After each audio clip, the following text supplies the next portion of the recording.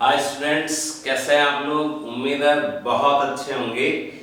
तो हम आपकी टेक्स्ट बुक का बहुत ही इम्पोर्टेंट चैप्टर नंबर 9 इंटीग्रेशन ख़त्म कर चुके हैं। और मुझे उम्मीद है कि जो लोग घर पे रेगुलरली वीडियोस को वॉच कर रहे होंगे और वास्तव में सीरियसली पढ़ाई को ले रहे होंगे, उनको इससे बहुत फ़ायदा होगा। ठीक है, तो अब मैंने आपसे कहा था कि आप लोग जो देख रहे हैं उनकी कोई डाउट्स है अगर, तो वो आप कमेंट बॉक्स में अवगत कराएं। तो अभी कोई एक डाउट का जिक्र कहीं हुआ है, तो मैं वेट कर रहा हूँ कि कम से कम 5-7 डाउट्स अगर आपके पूरे चैप्टर में से आए तो उसका एक पूरी क्लास हमारी बन जाए। ठीक है, तो मैं अभी वेट करूँगा आपके कमेंट्स के लिए कि कौन सी प्रॉब्लम्स आपको बतानी है। ठीक है, तो मैं आज फिर नया चैप्टर शुरू कर रहा हूँ। चैप्टर नंबर 9 के बाद चैप्टर नंबर 10। चैप्टर नंबर 9 जो है वो बेसिकली इंडेफिनेट इंटीग्रेशन के बारे में था, और अब हम डेफिनेट इंटीग्रेशन के बारे में पढ़ने वाले हैं। Chapter 10 that is about definite integration.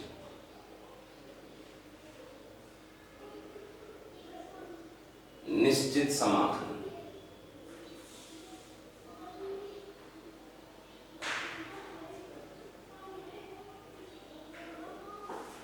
हाँ जी, देखो अब ये पहला तो बेसिक फर्क जो डेफिनेट इंटीग्रेशन और इंडेफिनेट इंटीग्रेशन का है वो क्या है। अभी तक आपके पास ये इंटीग्रेशन का साइन, यहाँ कोई फंक्शन है और ये इस तरीके से हम लिखते थे, तो इसको हम बोलते हैं इंडेफिनेट इंटीग्रेशन। ठीक है, इंडेफिनेट बोलने के पीछे एक रीजन भी है जो मैंने बताया आपको स्टार्टिंग वीडियो जो था इंटीग्रेशन का, कि इसमें लास्ट में हमको एक इंडेफिनेट कांस्टेंट ऐड करना होता है c। ठीक है, उसकी वैल्यू इनडेफिनेट होती है, पता नहीं होती सर्टेनली क्या है, इसलिए इसको इंडेफिनेट इंटीग्रेशन कहा जाता है। जो डेफिनेट इंटीग्रेशन होगा उसमें ये सारी चीजें आएगी। कोई फंक्शन है जिसको इंटीग्रेट करना है, किसके रेस्पेक्ट में करना है वो भी है यहाँ पे। ठीक है, और यहाँ पे ये इस तरीके से लिखा होगा, इसको हम बोलते हैं लिमिट, जिसमें ये तो इसकी अपर लिमिट लोअर लिमिट होती है,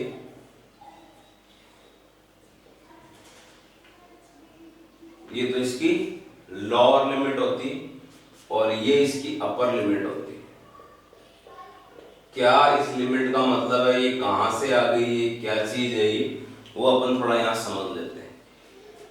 ये चीज जो है ये बेसिकली एरिया फाइंड आउट करने के लिए यूज की जाती है। वैसे तो कहां से आ गया, किसका एरिया, ए और बी का क्या मतलब, वो जरा समझें आप यहाँ पे। कि भी मान लो ये कोई कर्व है, ये कोई फंक्शन है एफ ऑफ एक्स।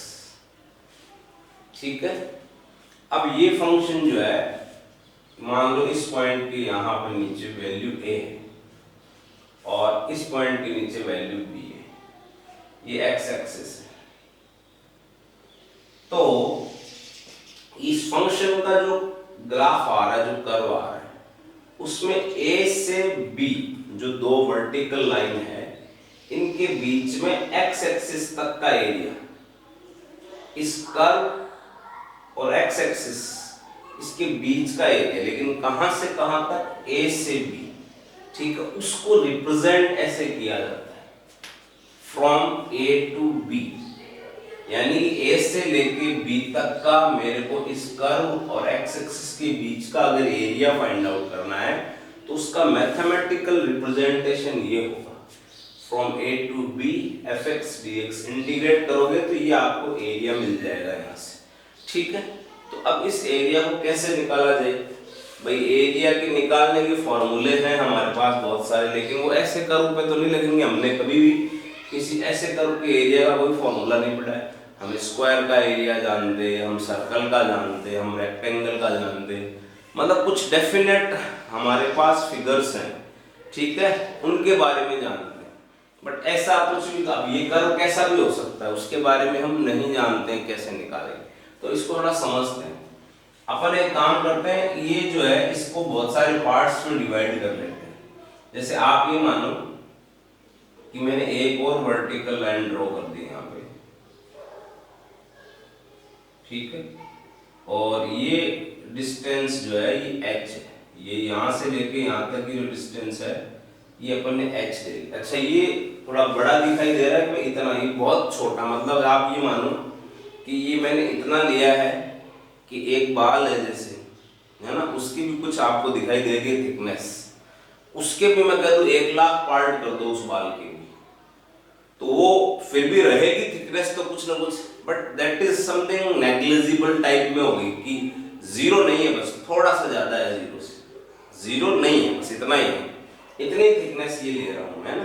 तो ये आपको जो दिख रहा है कि ये जैसे ये इस तरीके से इसने ये यहाँ घुमाव ले रखा है, ये घुमाव एक्चुअली होगा नहीं, बट मेरे को थोड़ा दूर शो करना पड़ेगा क्योंकि मेरे को एक्सप्लेन भी करना है, अदरवाइज तो ये बिल्कुल ही नजदीक है इसके। तो उससे क्या होगा फिर, ये आप ये मानो कि ये एक तरीके से जब ये इसके बिल्कुल नजदीक होगा ना, तो इस लेंथ में और इस लेंथ में भी कोई फर्क नहीं होगा।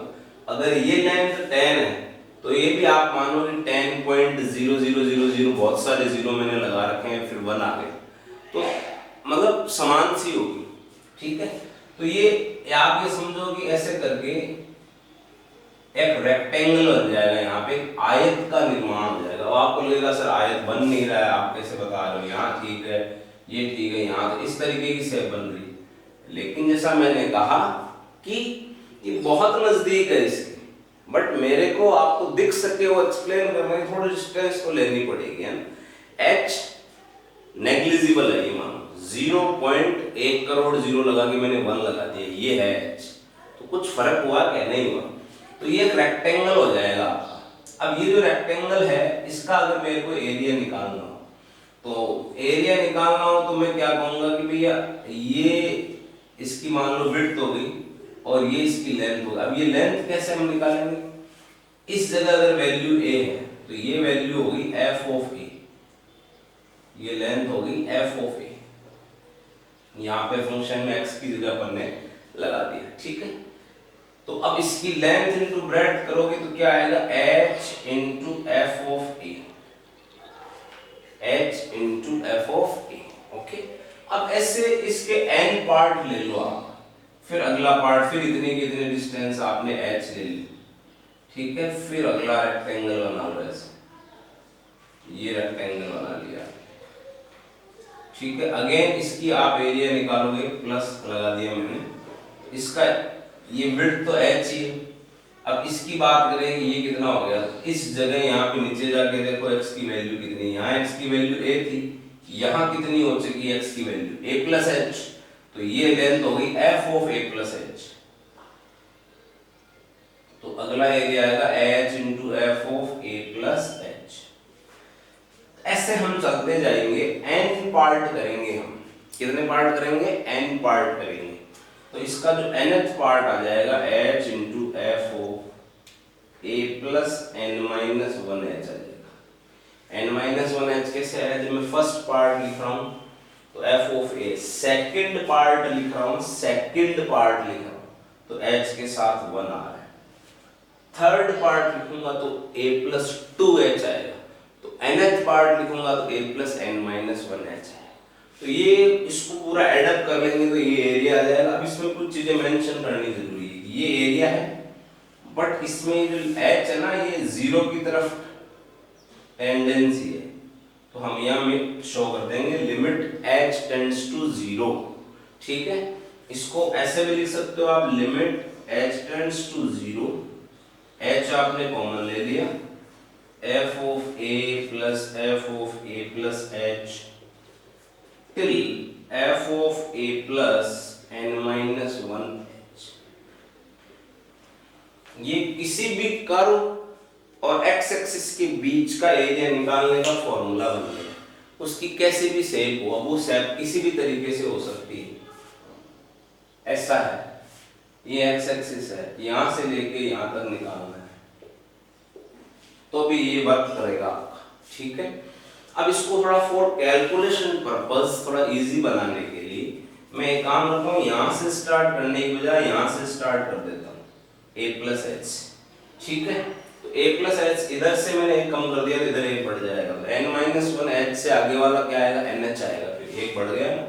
तो फॉर कैलकुलेशन पर्पस आंसर इससे भी आ जाएगा, आंसर में जो लिख रहा हूँ इससे भी आ जाएगा। कैलकुलेशन थोड़ी सी इससे आसान रहेगी, a प्लस एच से शुरू करेंगे अपन ऐसे।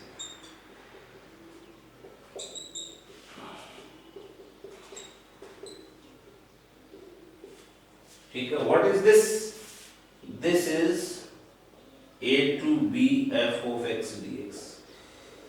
ठीक है, ये एरिया है। तो जब कभी भी हमको ये एरिया निकालना होगा उसका मैथमेटिकल रिप्रेजेंटेशन ऐसे होगा और उसको फाइंड आउट ऐसे किया जाएगा। This is also called the first principle of definite integration. What is this first principle, ये जो फॉर्मूला है फर्स्ट प्रिंसिपल, डिफरेंशिएशन में पढ़ा होगा ना आपने 11th क्लास में, फर्स्ट प्रिंसिपल वैसे ऑफ इंटीग्रेशन। ठीक है, या फिर इसको ऐसे भी लिखा जाता है, integration as a limit of sum, integration as a limit of sum का मतलब जोड़ना। ठीक है, तो ये बेसिक बातें मैंने आपको बताई है कि ये इस तरीके से, इसमें से आप कुछ नोट करना चाहो आप कर सकते हो। अब फाइनली कंक्लूजन समराइज करके हमको इसमें से क्या चीज ध्यान रखनी है वो आप देख लो। ये तो कैसे फॉर्मूला आता है वो मैंने लिखा है यहाँ पे। Now what we have to keep in mind for this particular exercise वो देख लो आप।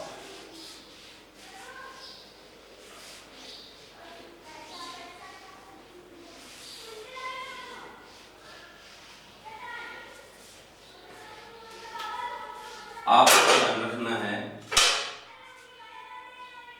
a to b f of x dx, a से b के बीच में f of x का जो कर्व है उसके और x एक्सिस के बीच का एरिया वो निकाला जाएगा इस फॉर्मूले से। Limit h tends to 0 h f of a plus h f of a plus 2h f of a plus 3h last में f of a plus h। एक चीज और यहाँ मैं बता देता हूँ कि यहाँ NH का मतलब जैसे मैंने अभी बनाया था ऐसे करके, ये A है और ये B है, यहाँ ये H इतनी लेंथ, फिर वापस H, फिर वापस H, कितने पार्ट है H के, N पार्ट मैंने कहा लो। तो टोटल जैसे मैं कहूँ ये 3 पार्ट है, इन तीनों को ऐड करो तो H के 3 पार्ट तो 3H, H के N पार्ट तो NH। तो यहाँ से लेके यहाँ तक की लेंथ क्या होगी NH, और ये लेंथ किसके इक्वल होगी B माइनस 1 के इक्वल होगी। भाई अगर यहाँ 3 लिखा होता और यहाँ 5 लिखा होता, मैं आपसे पूछता ये लेंथ कितनी है, तो आप कहते सर 5 माइनस 3 है। तो यहाँ A लिखा है यहाँ B लिखा है तो लेंथ कितनी होगी B minus, where NH is equal to B minus B। ये अपने काम भी आए। ठीक है, this is the formula conclusively which we have to keep in mind. ठीक है, formula as a limit of sum, integration as a limit of sum और फर्स्ट प्रिंसिपल।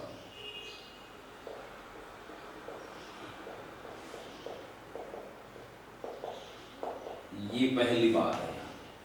ठीक है, फिर अब आते हैं हम इस एक्सरसाइज की क्वेश्चंस करने।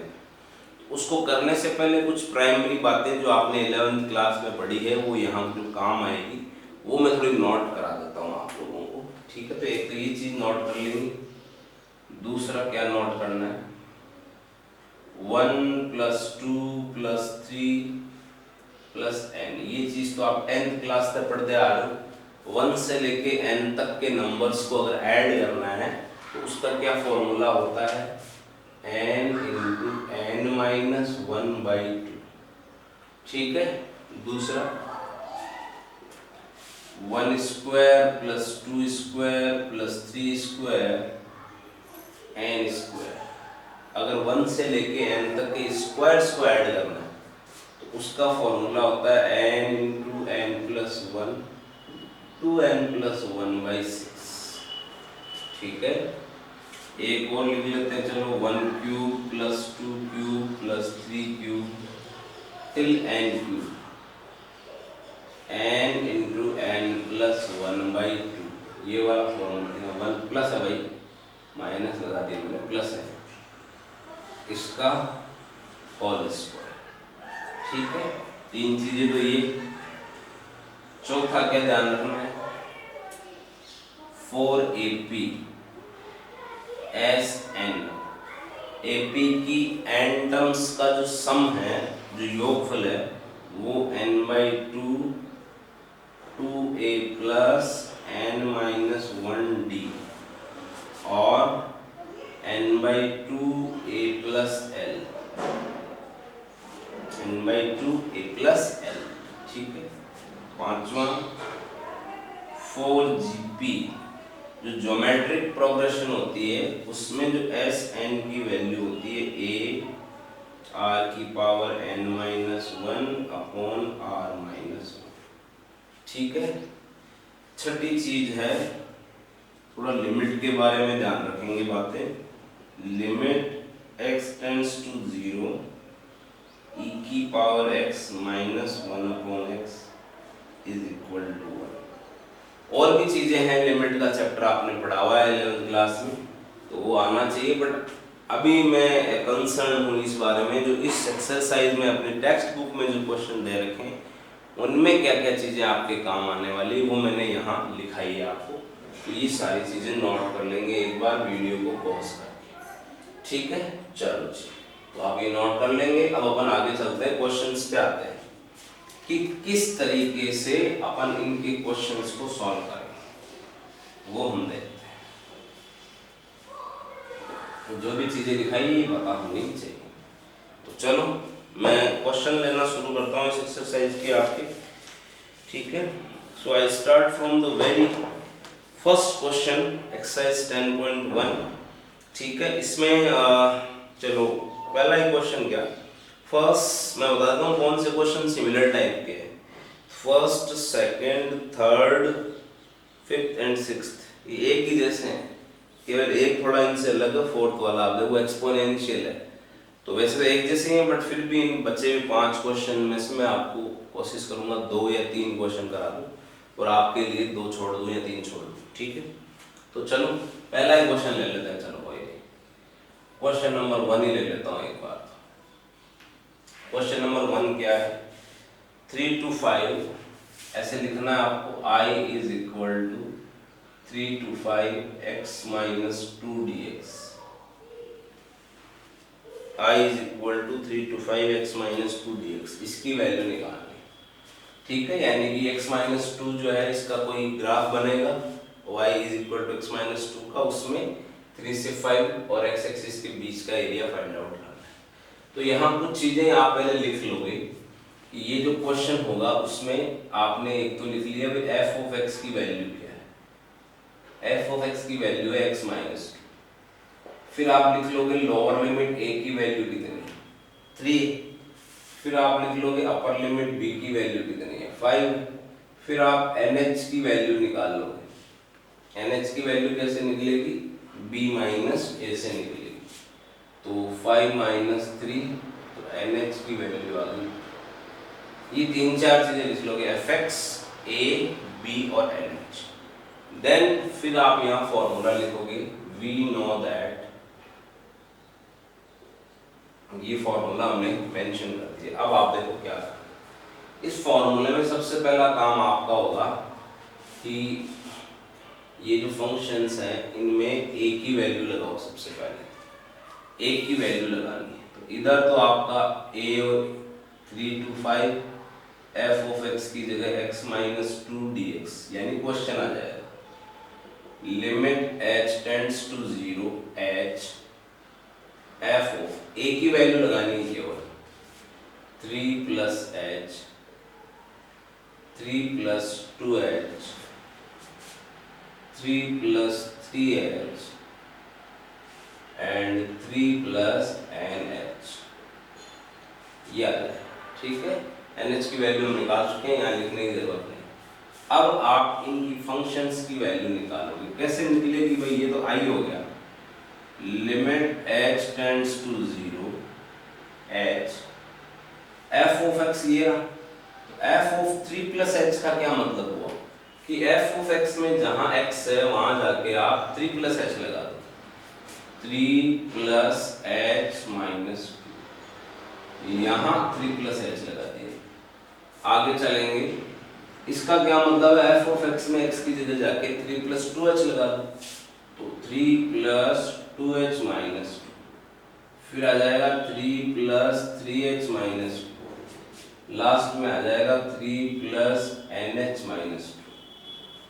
ऐसे आ जाएगा, कोई दिक्कत नहीं है, ऐसे आ गई। अब इसको जरा सॉल्व कर लो एक बार। Limit h tends to 0 h, ये कितना हो गया? 1 प्लस h हो गया अभी। ये कितना हो गया? 1 प्लस 2h हो गया अभी। ये 1 प्लस 3h हो गया अभी, और ये जो है 1 प्लस NH हो गया। अब जब आप इसको सॉल्व कर लोगे तो आपको प्रत्येक ब्रैकेट में दो दो टर्म्स हैं, तो आप देखोगे एक टर्म तो 1 सब में आ रही है, तो ये सिमिलर टाइप की टर्म है, एक ही तरह की। इनको एक ही जगह ले लो, यानी यहाँ से 1 उठा लो, यहाँ से उठा लो, यहाँ सब जगह उठा के एक जगह डाल दो इसको। ठीक है, limit h tends to 0 h 1 plus 1 plus 1 n times, कितने 1 है? n बार। तो जो दूसरी तरह की टर्म है उसको भी उठा के एक जगह ले लो, उसमें से कुछ कॉमन आ रहा है तो कॉमन भी ले लेंगे। क्या कॉमन आ रहा है? h, फिर 1 प्लस 2 प्लस 3 ऐसे चलेगा, यहाँ पे n रह जाएगा। अब इसको सॉल्व कर लो आप। Limit h tends to 0 h, 1 को n टाइम ऐड करोगे तो n आ जाएगा, और ये h है, और इसके लिए आपके पास फॉर्मूला है ही n इंटू n प्लस 1/1। यहाँ तक पहुँच जाओगे प्रत्येक क्वेश्चन के अंदर, आप ये यहाँ तक आ जाओगे सॉल्व करके। अब आपको जितने भी n होंगे ना क्वेश्चन, उनको NH बना लेना है। क्या है? जितने भी n है उनको NH बना लेना है। अब इस n को NH कैसे बनाऊं? ये h मल्टीप्लाई कर दूं यहाँ, ठीक है। तो अगली स्टेप अपनी क्या आ जाएगी?